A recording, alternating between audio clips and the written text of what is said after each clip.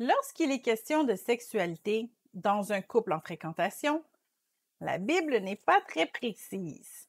Elle indique clairement de ne pas avoir de relations sexuelles. Mais qu'en est-il des baisers, des caresses, etc.? Jusqu'où pouvons-nous aller?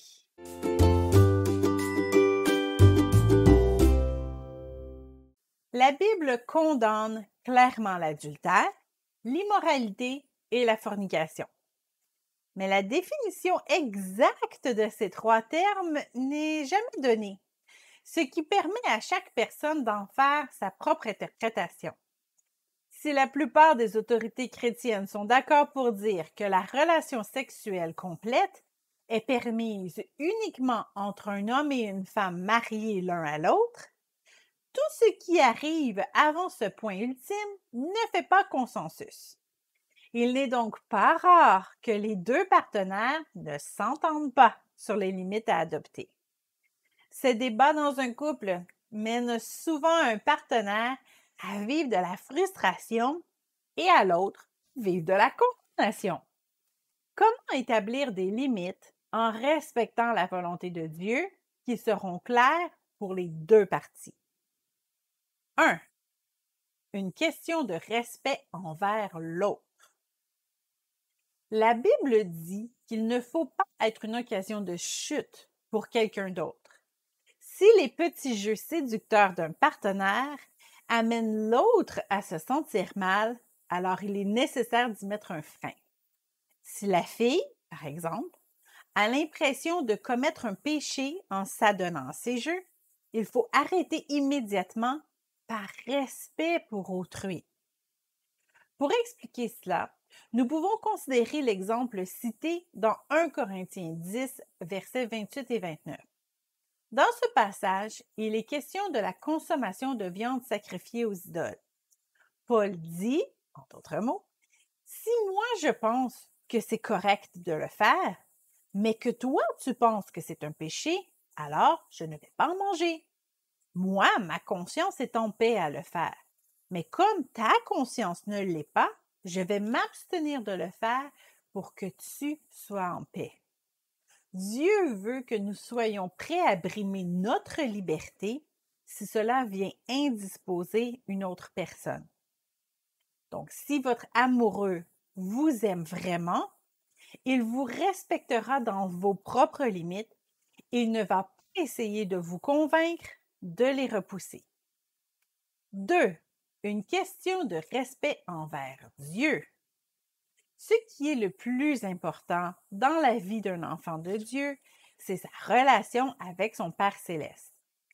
Si un comportement vous amène à vous sentir séparé de Dieu parce que vous avez l'impression que vous commettez un péché, faites marche arrière. Vous devez vous sentir justifié devant Dieu et personne ne devrait vous demander de le suivre dans un chemin qui vous semble éloigné de Dieu. Avant de vous adonner à certaines pratiques, posez-vous la question, sommes-nous à l'aise de faire cela, sachant que Dieu nous regarde? Si vous voulez que votre couple soit béni, votre engagement doit vous servir à vous rapprocher de Dieu. Si ce que vous faites vous éloigne de Dieu, arrêtez ça. Vous vous sentirez peut-être plus près l'un de l'autre avec ces pratiques, mais si cela produit le contraire d'une édification spirituelle, mieux vaut s'en abstenir. 3. Une question de fidélité. Vous pouvez aussi considérer votre situation d'un autre point de vue. Avant le mariage, vous appartenez à Christ. C'est à lui que vous devez fidélité, et cela de corps et d'esprit, comme le dit 1 Corinthiens 7, 34. Il y a de même une différence entre la femme et la vierge. Celle qui n'est pas mariée s'inquiète des choses du Seigneur afin d'être sainte de corps et d'esprit, et celle qui est mariée s'inquiète des choses du monde, des moyens de plaire à son mari. Lorsque vous serez marié, allez-vous permettre à votre époux de faire des caresses intimes à une autre femme? Évidemment non. Dans un tel cas, ces caresses seraient un péché, une forme d'adultère, n'est-ce pas? Alors, Si cela est un péché après le mariage, eh bien, ce l'est aussi avant le mariage. Parce que tant que vous n'êtes pas engagés devant Dieu l'un à l'autre, vous êtes engagés avec le Seigneur. Bon, il est normal d'avoir des pensées pour notre partenaire lorsque nous sommes en fréquentation. L'attirance physique est nécessaire pour bâtir une relation saine. Vous ne serez pas en position d'adultère envers Christ si vous vous sentez attiré à votre partenaire. Mais soyez tout de même vigilants. Gardez bien vos pensées. Ne les laissez pas vagabonder, car c'est du cœur que naissent les péchés, comme le dit Marc 7, 21 et 22. 4. Une question de protection. Enfin, un autre point de vue à considérer est la possibilité que votre relation actuelle ne se termine pas en un mariage.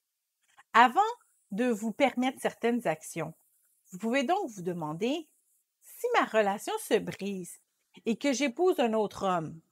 Est-ce que je me sentirais mal de savoir qu'un autre homme dans ce monde m'a fait ceci ou cela sans qu'il soit mon mari?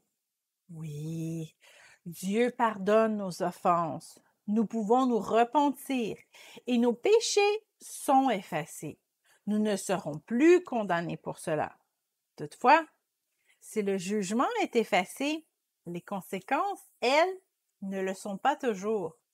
Qu'est-ce que vous aimeriez réserver seulement à votre époux ou épouse? Cette chose bien précise, même si vous êtes amoureux en ce moment, ne la donnez pas à personne d'autre, tant que vous n'êtes pas marié.